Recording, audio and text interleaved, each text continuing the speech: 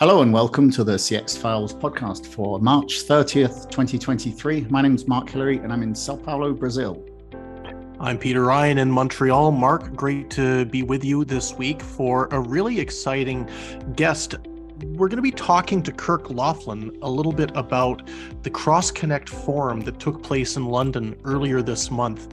Now, for those who weren't aware of it, Kirk put on an event that was focused around matching up UK BPOs and UK buyers with opportunities for business services and IT delivery out of the Caribbean and Latin America. Now, to my knowledge, there's never been an event that's taken place with that as the behest, with that as this central subject matter for discussion. I was lucky enough to be a panelist and to be a presenter at this event. It was a star-studded gala, I would say, with lots of people from the ecosystem on either side of the pond. And one of the things that really stuck out for me, Mark, was the fact that this struck me as something as being long overdue. There was a real appetite for people from the outsourcing side in the UK as well as the buying side to find out more about what could be done in the American nearshore. And I would say particularly with regards to the Caribbean. Yeah, and of course the Caribbean and that entire region has long been considered nearshore for the US clients, but I don't think anybody in Europe really looks that in that direction. And of course, you know, the UK has got lots of historic links with many countries down there. Yeah, it does. And that came out in spades during the course of the discussions that were held at CrossConnect Forum. Now, the thing that really struck me was the fact that, as you say, there's not been a lot of examination or due diligence from British businesses or BPOs to see what could be done in the Caribbean or Latin America. But this is very much, I'd say, on the tip of the tongue, especially as business continuity has become a much bigger deal for the UK. Let's be perfectly frank. You know, we're seeing lots of political unrest in India over the course of recent times. Central and Eastern Europe, which has been a bulwark of BPO support for the United Kingdom as well, has also obviously got some regional tensions going on. South Africa, you don't see a day go by where there's not concerns about the power outages, or as they call it, load shedding, as well as some political unrest with the demonstrations and riots that happened in the last few weeks. The Caribbean, with the fact that it's very much an English-speaking part of the world, the fact that you've got a tremendous amount, as you say, of cultural affinity with the UK, and actually pretty good flight times too from major UK centers into places like Jamaica or Barbados or St. Lucia. It makes a lot of sense, and it's good that these discussions are happening. Yeah, that's really good, really excellent. And of course, you know, although the two biggest regions in the world for BPO, India and the Philippines, I mean, they're still enormous. They still got that experience and history. But we did see some creaking in the system during the pandemic. You know, there was definitely a lot of difficulty in these regions with things like trying to work from home, ensuring that the kind of security standards were ready and this sort of thing. So I think it's definitely time to take a look at some new regions. Yeah, and for those who aren't aware of Kirk Laughlin and Nearshore Americas, Nearshore Americas is what I would say is the premier BPO and IT services outsourcing portal in terms of finding out what's going on in the industry for North America as well as everywhere south of the US border. It does some great analysis. It does some fantastic exposés on very controversial topics. And what I love about Kirk and what I love about what Kirk's doing and continues to do is that it's cutting edge. And this is very much a case of CrossConnect Forum taking the American nearshore to Western Europe, taking the American nearshore to the heart of London, to the heart of the business district. And if we go straight to the interview, we'll find out some more. Okay, great. Let's go straight to that.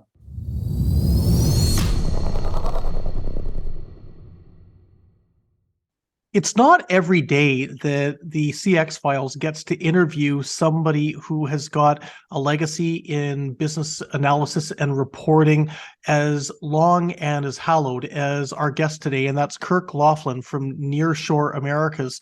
Kirk, thanks very much for joining us today. Thank you, Peter. Only you would be able to eloquently put the word hallowed in an introduction.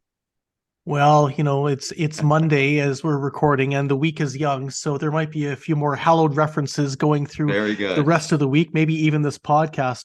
But Kirk, you and I have been friends since 2008. I remember the first time I met you, you came to Montreal as you were launching Nearshore Americas, which was a very exciting time. If I remember rightly, it was the autumn. The US presidential election was in full swing, and Barack Obama was leading the polls.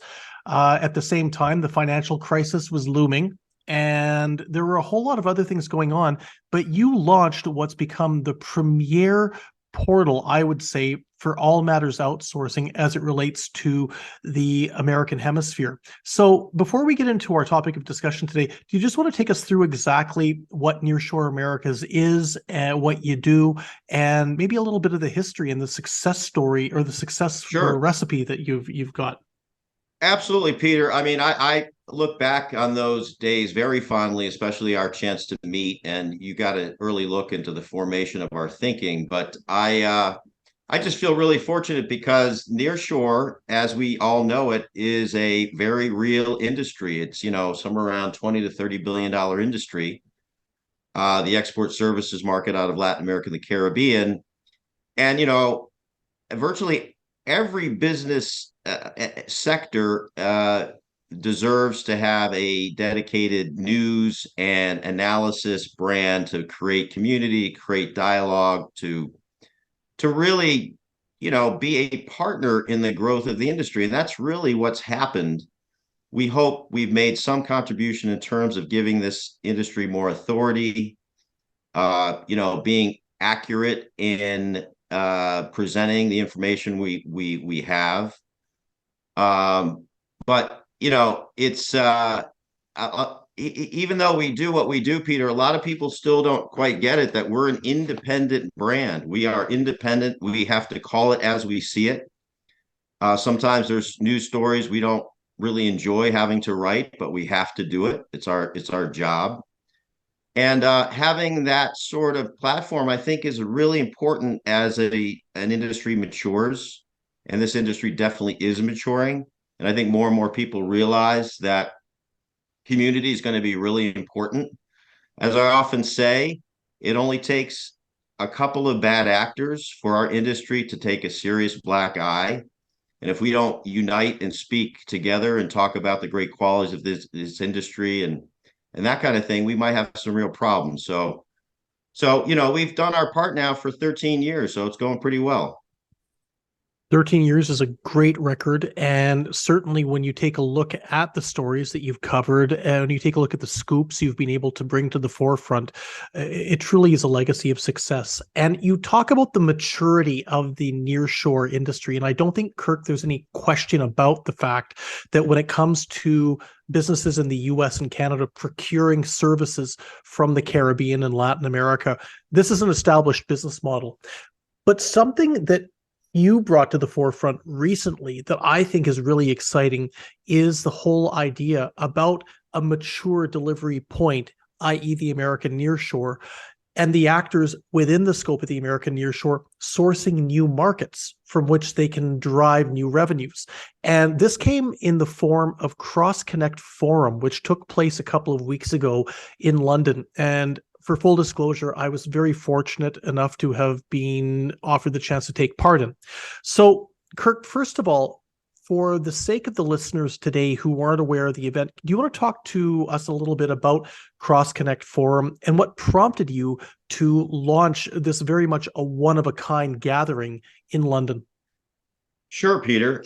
When we go through an analysis to look at launching a conference, we're looking at really the viability of the topic itself, the location, and in our industry, so much of it has to do with geographies, right? So it's over the last few years, especially after COVID, it's become more and more apparent to me that the disruption of COVID combined with our much greater willingness to do hybrid and flexible work and the entire future of work has changed.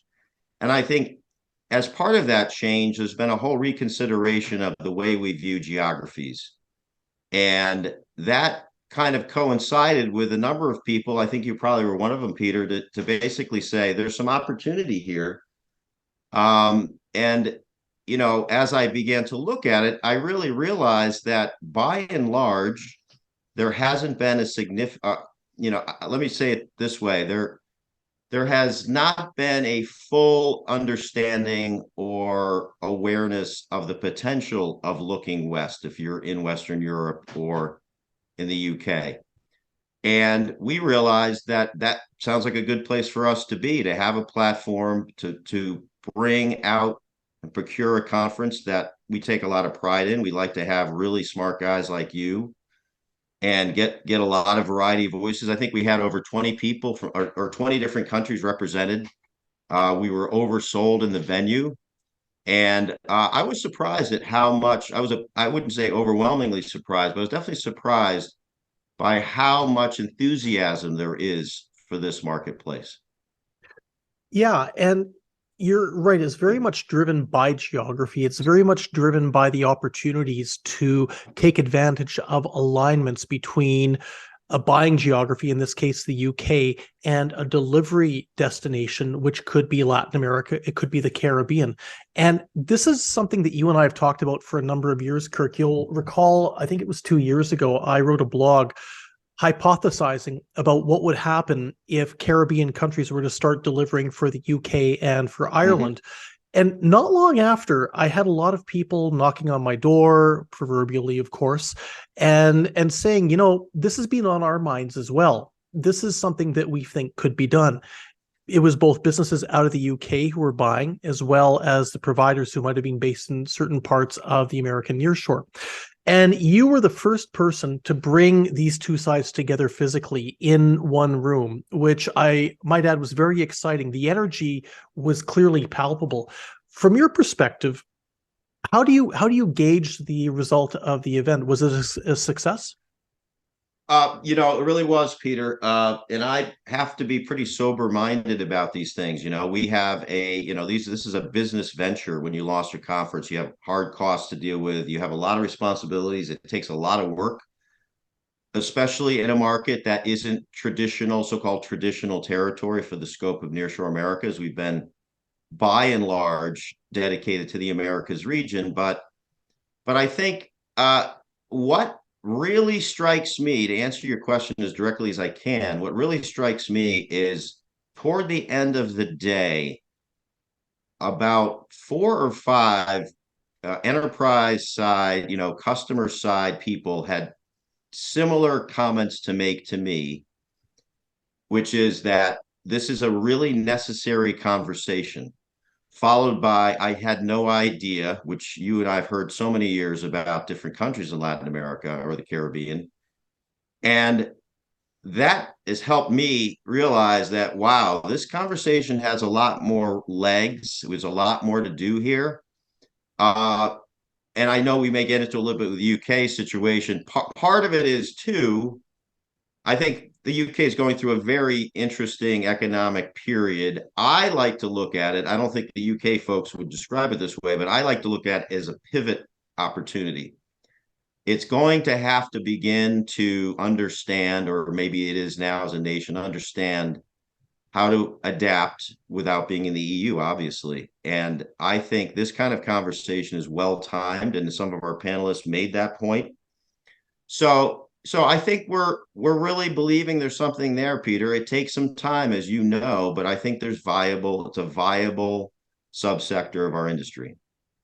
It's definitely percolating, but you make a point that I think is very, very true, and that is that the UK is going through some transitions right now, whether it's Brexit, whether it's the extraction from the European Union, but also from the standpoint of delivery into some of the more traditional destinations, India, the Philippines, South Africa. And there was a panel that I chaired at the event that we had some really, really smart people on, infinitely smarter than I am, I would just add, for full disclosure. But one of the things that did come up when it came down to the question about why now for the American nearshore, what is happening in some of the more traditional delivery points, whether it's Central Eastern Europe, whether it's Southern Africa, or even parts of Northern Africa like Egypt, whether it's the Philippines. What's What's the catalyst, Kirk, that's making these British businesses think I need to look westward as opposed to southward or eastward? Yeah, well, I really think, Peter, I believe it's one's responsibility. If you're in a role where you're tasked with looking at the best value for the best price, the best outcomes, and all of these factors, I think it's your responsibility to really understand a geography like this. We're talking about what's it like 500 million people in the Americas. It's an unbelievably large region, tremendous amount of diversity, and as you and I well know, plenty of very smart people or very well educated still have pretty limited or uninformed views on certain countries. And we feel very strongly about this sort of thing, that if anything we can do is get people accurate information. And I think that's what's so exciting. I think where the energy comes from. It's not necessarily, I don't think it's, I mean, of course we know there's some clear disruptions in Eastern Europe there, and Philippines and India are just very, very well known. It's very well trodden territory for a lot of the decision makers. So here's something new, and it brings different features. It's not the same thing, really, as all these geographies. They bring unique things to the table. And I think that's why it's so important to realize, wow, if you collect, we did a story, I think, a year ago, adding up all of the populations of all the English-speaking Caribbean nations. And I forget the number off the top of my head, but it's a pretty significant number when you look at all these islands. And there's as you know, there's a great appetite for BPO. There's a lot of governments realize how powerful this industry can be. So, that's important too. And I think, my hope is that people will continue to probe more deeply. And we're beginning to see, I mean, there was an announcement the other day, as you know, of an opening in Trinidad. And I have to give you credit, Peter, because I do think there was a moment, whenever that was, a year or two ago, when you began to write about this more. We began to see a shift even then. As you know, there was one or two providers who opened in Jamaica. Yep. We also know of a joint venture going on with a leading player in Jamaica, not just Jamaica, actually, St. Lucia and other places. But so anyway, I do think in time people will realize this is a region that really, some of these countries really, really want this business, and they're going to go the extra mile to get it.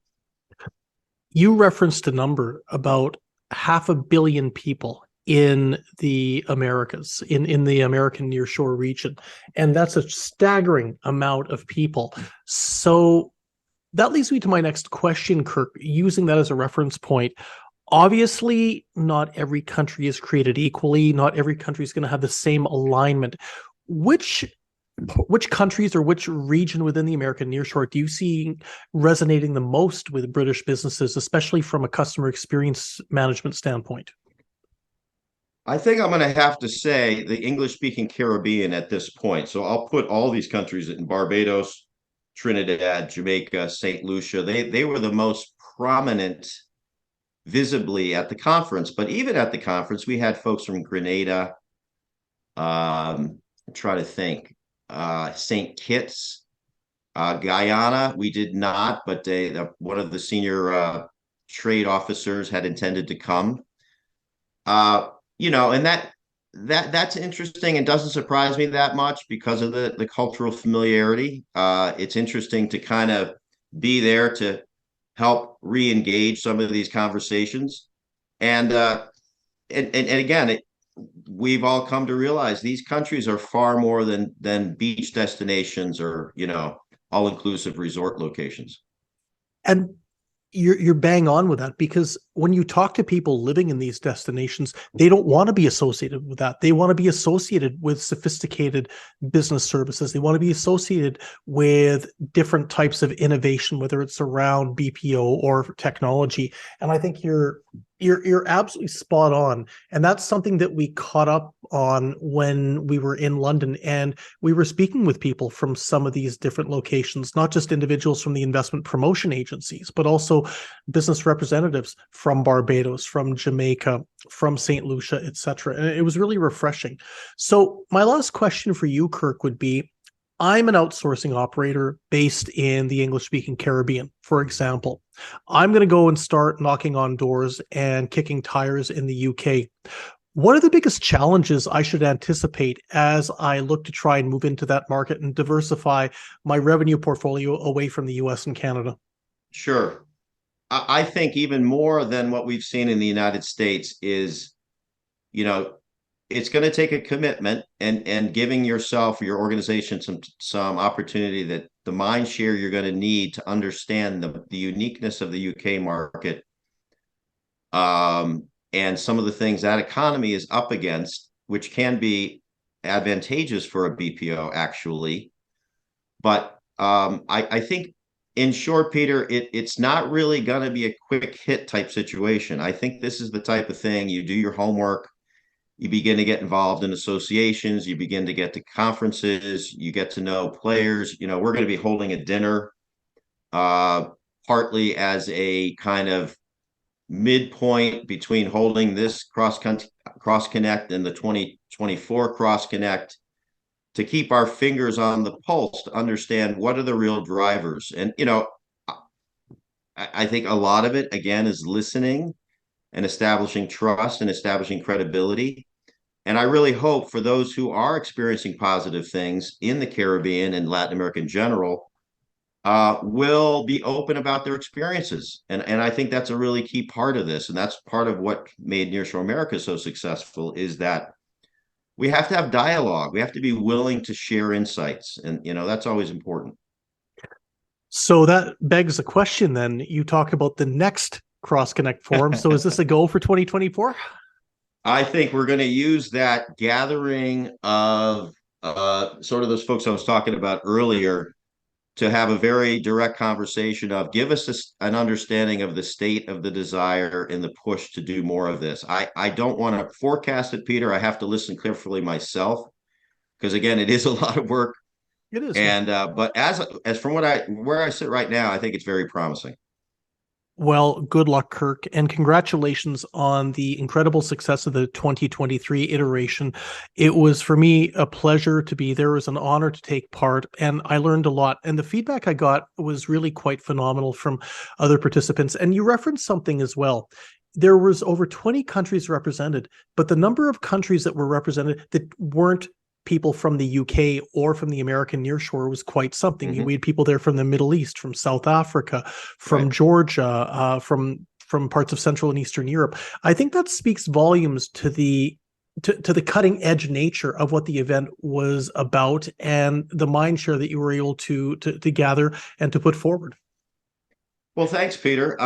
We've learned a lot from you guys, actually, and the great work you've done, and to be able to get different voices from different cultures and different perspectives. That's a real key ingredient that, unfortunately, a lot of people don't seem to, there's much larger conferences out there, as you know, but my generalized opinion is some of those really large, multi-thousand type conferences end up, the content, just there isn't the same level of thought to the quality of the content, the quality of the discussion. And that's something that I think we share. We really put a lot of value on that. Well, congratulations again, my friend. It's great seeing you, great talking to you, and we will speak very soon. Thank you, Peter.